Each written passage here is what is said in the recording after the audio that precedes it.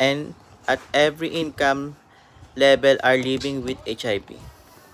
These youth face legal the cultural discrimination and too often are unable to get what they need to stay healthy.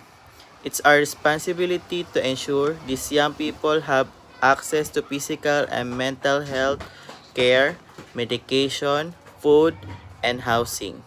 We must end laws and policies which criminalize people living with HIV and make sure every young person living with HIV is cared for and valued. Young people need honest sex education and access to condoms and PrEP, the daily medication that help prevent HIV. We need information that is culturally relevant and help us build our